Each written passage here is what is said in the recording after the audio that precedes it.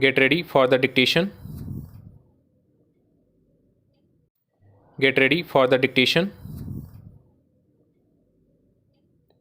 Start. Learned Counsel for the Revisionist has sought to assail the order passed by the court below by referring to the factual aspects of the case to contend that the revisionist has been falsely implicated in the criminal case. He has submitted that the jurisdiction under section 319 of the code is to be exercised in an extraordinary situation where there is a strong possibility of the conviction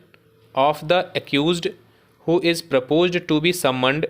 and the powers are not to be exercised in a routine manner. It is further pointed out that the investigating officer did not find any material against the revisionist, and no charge sheet having been submitted against him, there was no further material on the basis of which the trial court could have summoned the revisionist. Learned additional government advocate first has controverted the assertions made by the counsel for the revisionist by drawing attention to the fact that the revisionist herein was named in the FIR, and as per the FIR version, he was assigned a specific role. Attention has been drawn to the fact that the testimony of PW1 and PW2 during the course of trial have pointed to the complicity of the revisionist and his clear role in the incident. It is also contended that the testimony before the trial judge would have to be given more weight than the report submitted by the investigating officer pursuant to the investigation. Rival contentions fall for consideration. The ambit and scope of the powers of the magistrate under section 319 of the code were considered in the Constitution Bench judgment of the Supreme Court in Hardeep Singh and others versus State of Punjab.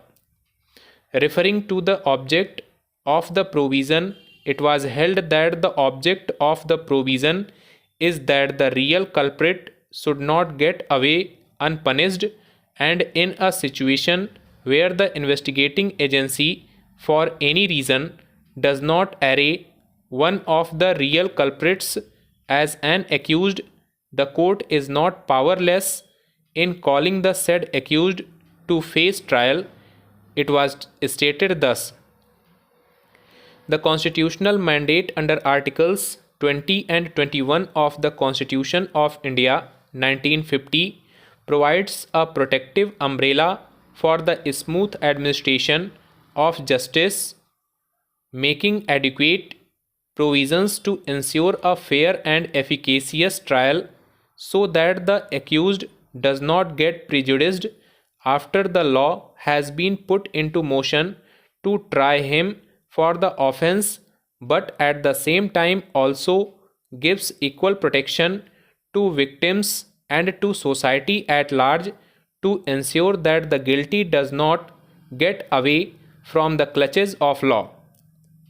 For the empowerment of the courts to ensure that the criminal administration of justice works properly, the law was appropriately codified and modified by the legislature under CRPC, indicating as to how the courts should proceed in order to ultimately find out the truth so that an innocent does not get punished, but at the same time the guilty are brought to book under the law. It is these ideals as enshrined under the Constitution and our laws that have led to several decisions whereby innovating methods and progressive tools have been forged to find out the real truth and to ensure that the guilty does not go unpunished. The presumption of innocence is the general law of the land as every man is presumed to be innocent unless proven to be guilty. Alternatively, certain statutory presumptions in relation to certain class of offences have been raised against the accused, whereby the presumption of guilt prevails till the accused discharges his burden upon an onus being cast upon him under the law to prove himself to be innocent. These competing theories have been kept in mind by the legislature. The entire effort, therefore, is not to allow the real perpetrator of an offense to get away unpunished.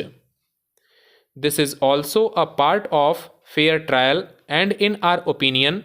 in order to achieve this very end that the legislature thought of incorporating provisions of section 319 Code of Criminal Procedure. It is with the said object in mind that a constructive and purposive interpretation should be adopted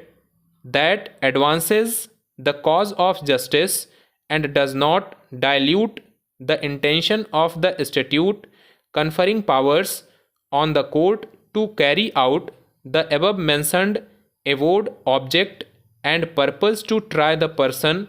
to the satisfaction